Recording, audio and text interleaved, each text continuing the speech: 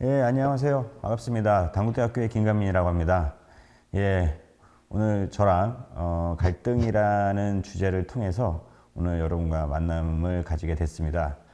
사실 갈등이라는 부분이 우리 생활의 주변에 다양하게 있는데 다소 부담스러운 존재이기도 합니다. 근데 오늘 강의를 통해서 갈등을 바라보는 관점이 좀 달리 했으면 하는 목적을 가지고 오늘 강의를 진행합니다. 거기에 대한 어떠한 관점의 변화는 아무래도 우리가 보통 이제 부정적으로 또는 부담스러운 대상으로 생각하는 갈등에 대한 부분을 좀 더 긍정적인 부분으로 이러한 긍정적인 모습도 있구나라는 것을 통해서 관리를 할 수 있는, 즉 긍정적인 부분을 좀 더 확대를 해서 갈등에 대한 어떠한 활용을 통해서 오히려 우리 주변 사회에 보다 더 좋은 영향 요소가 될 수 있는 그러한 방향으로 이끌 수 있도록 하는 것이 오늘 교육의 전반적인 목적이 아닐까 생각이 듭니다. 예, 오늘 그 강의에 대한 전체적인 내용을 말씀을 드릴게요. 전체 강의는 모두 8강으로 구분되어 있습니다. 8강으로 구분되어 있고 크게는 갈등에 대한 기본적인 구조와 그 다음에 공공 갈등에 대한 부분, 그 다음에 우리가 공공 갈등을 해결할 수 있는 여러 가지 제도적인 차원에서 무엇을 활용할 수 있는지 이렇게 세 가지로 구분을 해볼 수 있을 것 같습니다. 예, 그럼 본격적으로 강의를 시작하도록 하겠습니다. 이제 1강은 아마 여러분들이 갈등이라 하면은 이제 부정적인 생각이 크죠. 부정적인 생각이 크기 때문에 이런 갈등을 바라보는 여러 가지 관점에 대한 변화를 어떻게 해야 되는지, 그다음에 갈등이나 뭔지, 우리가 보통 갈등이라는 것을 많이 경험은 하게 하지만 도대체 갈등이 뭘까라는 고민을 안 해보거든요. 근데 아시긴 아실 거예요. 근데 이 갈등이라는 부분들을 이제 뭐라고 설명하자라고 하면 아마 좀 주춤하실 수 있는데요. 일단 그러한 사전적 정의와 그 다음에 관점의 변화를 말씀드리도록 하겠습니다. 일단 갈등이란 여러분, 일단 첫 번째 조건은 둘 이상이 있어야겠죠. 사실 혼자 있어도 갈등은 성립이 됩니다. 예를 들어서 짜장면 먹을까, 짬뽕 먹을까, 이런 내면의 갈등도 포함이 되죠. 하지만 그것이 관리 대상은 아니에요, 여러분. 우리는 오늘 갈등을 바라보는 대상은 혼자 고민하는 이러한 갈등이 아니라 외부로 표출되고요. 이것이 둘 이상의 이해 당사자가 충돌했을 경우를 우리가 갈등이라고 해서 바라보는, 즉 대립되는 상태죠. 이러한 것을 대상으로 하고 있습니다. 그런데 이러한 갈등에서 더 나가서 우리는 또 공공 갈등이라는 부분을 또 다뤄야 되는 부분이거든요. 물론 개인 갈등도 관리해야 되겠지만 우리는 좀 더 어려워요. 공공 갈등이라는 부분도 좀 다뤄야 됩니다. 그래서 공공 갈등이라는 것을 사전적 정의는 무엇일까 했을 때 여러분 분쟁이라는 얘기 들어보셨을 거예요. 분쟁이라 하면은 꼭 국가 간의 싸움이라고만 생각하는데 우리 볼 수 있는데 우리가 그보다는 좀 더 좀 바운더리를 좀 적게 해서 공공 갈등을 우리가 분쟁이라고 바라볼 수 있다는 거죠. 다시 말하면 이제 공공 갈등은 다수의 사람들이 모여서 또 이것이 외부로 표출되는 거죠. 표출되고 또 제3자가 이걸 아는 거예요. 여러분들 사회 거리에 다니다 보면 시위 및 집회를 보시죠. 이 시위 및 집회가 당사자들만 아는 것이 아니라 제3자도 알게끔 인식을 시켜주는 과정입니다. 그러한 부분들의 어떤 공공 갈등에 대한 개념을 우리가 분쟁이라고 할 수 있죠. 그래서 그러한 개념이 우리가 이번 전체적인 강의의 주요 타겟이라고 보면 될 것 같습니다. 그러니까 분쟁은 갈등 안에 포함되어 있는 거죠. 어떻게 보면 갈등은 개인 갈등이나 뭐 여러 가지 포함되어 있는 혼자서 하는 갈등도 있고 둘이서 하는 갈등도 있고 소수가 하는 갈등도 있고 그리고 그 안에 오늘 또 우리가 주로 다루게 된 분쟁처럼 다수의 사람들이 포함되는 갈등도 있고요. 그러한 갈등을 포함하고요. 덧붙여 추가적으로 공공 갈등이라 한다면 공공 갈등을 신호를 보내주는 게 있어요. 이게 어떤 거냐면 여러분도 많이 해보셨을 수도 있어요. 바로 민원입니다. 민원이라는 부분들은 뭐 불편한 요소들을 사회에서 불편한 요소들이나 또는 문제점에 대한 부분들 그리고 내가 힘들어하는 부분들에 대한 측면들 또는 우리 사회에서 좀 더 발전되게 하는 부분들을 공공기관에 전달을 해서 이러한 고충을 해결하고 또 보다 발전적인 모습을 보일 수 있도록 하는 제도이긴 한데 사실 이 민원을 통해서 우리가 신호를 받기도 해요. 어떻게 보면. 그래서 여러분들 왜 어려운 일 고충 처리를 위해서 민원을 하잖아요. 근데 이 민원이 갈등하고 모든 게 이어지질 않습니다. 여러분들이 민원을 제기했을 때 고충이 처리되면 어떻게 되겠어요? 그럼 당연히 갈등은 발생하지 않겠죠. 근데 문제는 뭐냐? 이 민원을 제기했을 때 해결이 되지 않았을 경우 이것이 또 갈등으로 이어지겠죠. 그랬을 때 그럼 어떠한 과정을 통해서 우리가 또 갈등으로 변할까라는 부분도 생각해 봐야 될 부분일 것 같습니다. 예를 들어서 일반적으로 민원을 넣는 것에 있어서는 갈등이라고 볼 수 없겠죠. 그냥 민원 처리라고 볼 수 있는데 단체 민원이라던가 또는 어떠한 집단의 대표자가 민원을 제기한다던가 그리고 이러한 반복적인 민원이 계속 동일하게 올라온다던가 빈번하게 올라온다 또는 횟수가 증가한다거나 이런 것들이 우리가 공공 갈등으로 이어지는 하나의 신호로 볼 수 있습니다. 그래서 우리가 전반적으로 봤으면 갈등은 무엇인가, 또 공공 갈등은 무엇일까, 또 공공 갈등에 대해서 신호를 주는 민원은 무엇인가라는 부분들을 또 복합적으로 우리가 고민해 볼 수 있는 부분들이죠.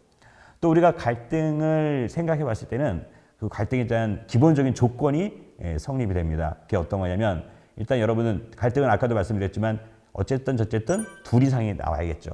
물론 공공 갈등은 둘 이상이 아니라 좀 다수의 기준들이 모여야 우리가 공공 갈등으로 말할 수는 있겠죠.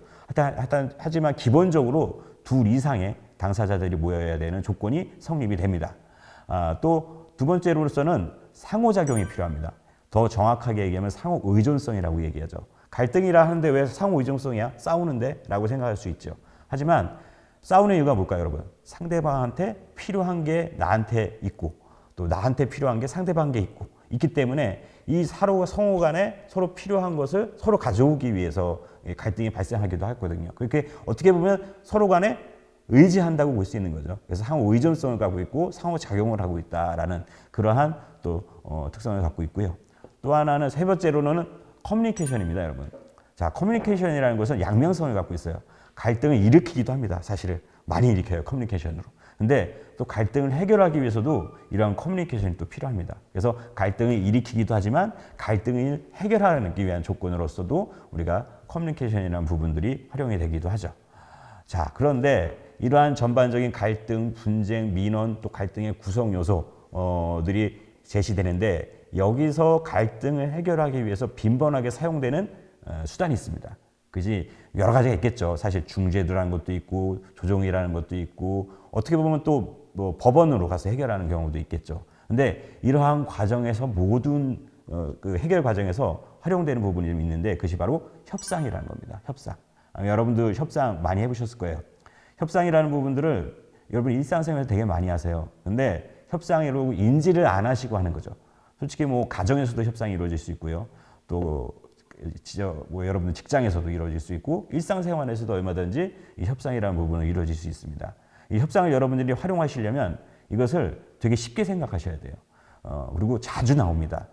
그리고 우리가 갈등을 해결하는 과정에서도 이 협상이라는 수단을 되게 빈번하게 활용하기 때문에 이 협상이라는 부분들을 좀 인지해 주실 필요가 있습니다. 근데 우리가 협상이라 하면은 여러분들 서점에 가면은 협상에 대한 책들이 되게 많죠. 이기 위한 협상, 비즈니스 협상, 이런 이게 되게 많으실 거예요. 윙 로즈의 구조로 하고 있죠. 그러니까 여기서에 대한 협상은 한 사람이 이겨야지 이제 끝나는 그러한 협상인데 우리가 그런 협상을 하면 안 되겠죠. 우리는 어떤 협상? 좀 더 어려워요. 윙윙 협상을 하셔야 돼요. 즉 우리가 공공 부분에서에 대한 갈등을 해결하는데 한 사람 걸 다 가져온다. 또는 다 뺏긴다. 이런 구조로는 있을 수는 없죠. 다수의 사람이 공익에 대한 측면을 받아야 되기 때문에 우리는 통합적 협상, 즉 우리가 모두 이길 수 있는 협상을 해야겠죠. 그러려면 신뢰가 구축이 돼야 됩니다. 서로 숨기는 거 없이 다 보여준 또 안에서 이제 통합적 협상이 가능한 부분이죠. 그래서 이러한 협상은 우리가 앞에서 말씀드린 것처럼 갈등을 해결하는 데 활용되는 조정, 중재 또는 여러 가지 요즘에 핫하게 하고 있죠. 공론화 과정. 이러한 과정에서 전반적으로 이 협상이 활용된다라는 점을 인지하시면 좋을 것 같습니다. 자, 여기까지 여러분들이 이제 갈등을 이해하는데 주요 키워드라고 생각하시면 될 것 같아요. 그런데 우리가 또 하나 바라봐야 할 게 있어요. 갈등이라는 관점이죠. 여러분 갈등이라는 것을 보통은 어떻게 생각할까요? 아마 지나가는 사람들한테 갈등에 대해서 좋아요? 그러면 아마 다들 갈등은 싫죠라고 부정적으로 얘기하실 거예요. 예, 맞습니다. 갈등에 대한 부분들은 다들 부정적으로 생각하시는 부분이 많아요. 과거에는 더 그랬어요. 과거 산업혁명 시대 때는 갈등이라 하면은 여러분 찰리 채플린 영화 아시죠? 뭐 찰리 채플린 산업혁명 시대에 막 공장에서 막 찰리 채플린이라는 사람이 이제 주인공이 톱니바퀴 막 돌아가면서 어떠한 이 기계화, 인간을 기계화해야 되는 것을 풍자하는 그런 시대에는 사실 갈등이라는 부분들을 인정하지 않았어요. 왜? 갈등이라는 부분은 이러한 생산성 향상에 부정적인 요소를 낳기 때문에 야, 갈등은 일으키면 안 돼. 갈등 무조건 막아야 돼. 그래서 갈등에 대한 부정적인 인식이 높았습니다. 근데 이러한 갈등에 대해서 점차 경험을 하면서 야, 갈등이 정말 부정적인 거야? 야, 근데 우리가 부정적인 것도 모르겠지만 갈등을 우리가 경험해 보니까 우리가 이걸 막을 수 있다고 막을 수 있는 게 아니더라. 또 우리가 시간이 지나서 보니까 갈등에 또 나쁜 것만 있는 건 아니더라. 갈등에 긍정적인 부분도 있어. 갈등이 사회 문제를 끄집어내서 이 문제를 해결할 수 있는 기회를 가져다 줘. 라는 인식으로 이제 변하기 시작했어요. 그러면서 야, 우리가 그럼 갈등을 막을 수 없다면 우리가 갈등을 관리해야 되지 않을까? 그러면 우리가 관리를 해서 긍정적인 부분을 좀 더 확대시키다 하면서 이러면서 어떤 의식이 나타나냐? 이때가 이제 다원적 시각이라고 우리가 보통 얘기하는데 이때서부터 갈등을 관리하자라는 인식이 나타나면서 여러분 갈등 관리에는 뭐가 있죠? 갈등을 사전에 관리하는, 발생하지 않도록 하는 갈등 예방, 그 다음에 갈등을 발생하면 갈등을 해결하는 이제 갈등 해결에 대한 관점, 이 두 가지 관점이 바로 대표적으로 갈등을 관리하자라는 하나의 초점으로 볼 수 있습니다. 그래서 이제 최근에는 야, 갈등을 관리자 해서 사전에 막자. 그럼 갈등이 발생하면은 다양한 해결 기제 방식으로 우리가 이것을 관리해보자라는 것으로 확대됐어요. 그런데 더 최근에는 좀 급진적인 시각이 나타났어요. 야, 갈등은 너무 좋아. 좋다고 표현할 수는 없지만 그렇게 인식을 하고 있는 거죠. 야, 갈등 우리가 좀 적극적으로 더 활용하자라는 거죠. 갈등이 발생하지 않으면 갈등을 인위적으로라도 조장을 해서라도 갈등을 일으키자. 왜? 갈등을 통해서 우리가 긍정적인 부분을 활용할 게 너무 많다는 거죠. 즉 갈등을 통해서 조직이나 또는 사회라던가 또는 여러 가지 정책, 사업 이런 것들에 대해서 어떤 문제점이 나타나는지를 발견할 수 있는 기회를 가져다더라. 그다음에 이러한 기회가 수정과 더 나은 모습으로 보완할 수 있는 상황을 만들어주더라. 그렇다면 우리가 이러한 것들 갈등을 활용하기 위해서는 인위적으로 조장하더라도 갈등을 활용해야 되지 않을까? 라면서 갈등의 관리 방식이 하나 더 추가됩니다. 바로 갈등 자극이라는 방식이 추가됩니다. 여러분 갈등 자극하면 약간 좀 민감하게 느끼시죠? 예, 좀 민감합니다. 갈등을 좀 더 일으킨다는 거죠. 근데 이러한 갈등을 인위적으로 조장하기는 되게 조심스러워야 됨이 맞아요. 그래서 갈등 자극이라는 것은 앞서 말씀드렸던 갈등 예방과 해결보다는 좀 더 사용하기가 조심스러워요. 그래서 이해관계자가 명확하게 있어야 되고 이해 관심사도 명확해야 돼요. 그렇지 않으면은 갈등 자극을 활용하게 되면은 자칫 잘못하다가는 갈등을 심화시킬 수도 있습니다. 그래서 공공 갈등에서는 갈등 자극을 활용하기가 되게 어려워요. 하지만 오늘도 배우시고 앞으로 배우실 어떠한 갈등 관리에 대한 방식을 이제 적용이 돼서 익숙해지면 여러분들이 갈등 예방, 갈등 해결, 그다음에 갈등 자극까지 활용할 수 있는 그러한 공간을 마련할 수 있다라는 부분 말씀을 드립니다. 그래서 이러한 부정적인 시각, 그다음에 갈등을 관리하자라는 시각, 좀 더 급진적으로 갈등을 조장해서 긍정적인 것을 활용하자라는 이러한 시각들이 변했다는 것이 아니라 확대됐다는 겁니다. 확대. 그래서 과거에는 부정적인 시각만 있었지만 지금은 부정적 시각도 존재하고 갈등의 관리라는 시각도 이제 존재하고 그다음에 갈등을 조장하자라는 너무 긍정적인 시각도 이제 다 함께 활용이 되고 있다라는 측면들. 그래서 우리가 갈등 관리에 대한 어떤 관점의 변화 부분들을 살펴볼 수 있을 것 같습니다. 자, 그러면서 우리가 이제 갈등을 관리하자고 하면서 새롭게 활용된 용어들이 있어요. 근데 이 용어들이 새롭게 활용됐기보다는 좀 더 주목받는 용어들이라고 볼 수 있죠. 그 용어가 뭐냐면 입장, 그다음에 이해관계, 그다음에 표면적인 이해관계, 그다음에 쟁점, 이 네 가지입니다. 여러분 이거 다 아시죠? 다 아시는 단어고요. 알고 있는 내용들은 맞습니다. 맞는데 갈등이라는 어떠한 핵심을 중심으로 해서 우리가 갈등이라는 한 단어를 중심으로 해서 다시 한번 바라보자는 거죠.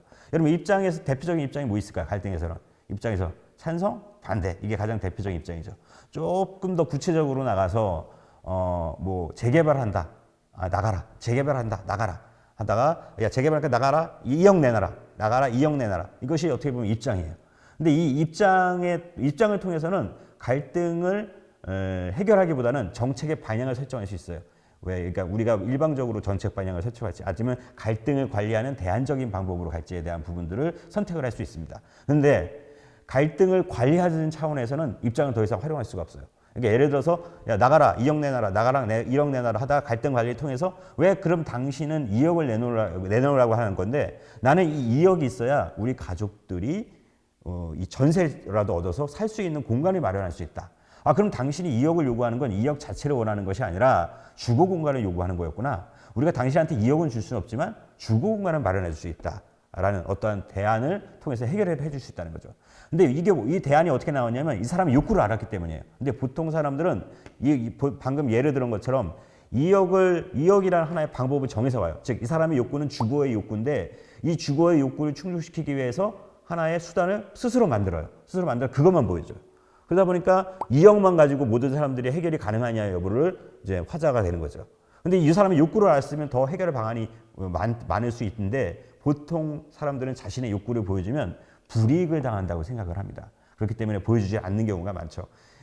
이것이 뭐냐? 이것이 표면적인 이해관계예요. 자신의 이해관계를 실질적인 욕구를 덮어버리는 거죠. 덮어서 실질적인 욕구를 감춰버리는 것이 표면적 이해관계고요. 아까 그 주거의 욕구 이것이 실질적인 이해관계입니다. 이해관계. 즉 실질적인 이해관계를 자꾸만 덮어버리는 거예요. 그래서 그러면서 시간을 더 오래 해결에 대한 시간이 더 오래 되게 되죠.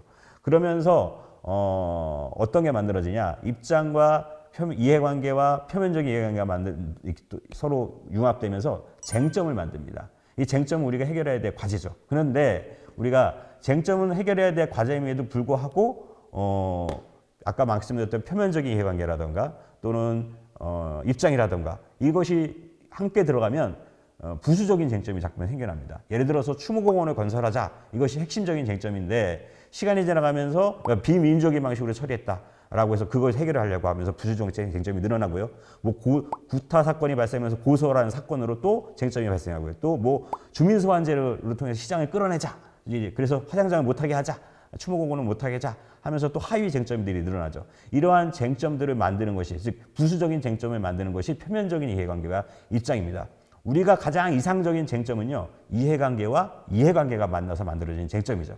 그래서 이러한 쟁점을 우리가 좀 더 우리가 쉽게 원래의 갈등의 원인으로서 접근할 수 있게 쉽게 만들기 위해서는 입장과 표면적인 이해관계를 좀 쳐야 된다는 거죠. 이 쳐야 되는 게 나중에 여러분들 배우실 갈등 영향 분석이라는 겁니다. 나중에 더 자세히 말씀드리기도 하겠고요.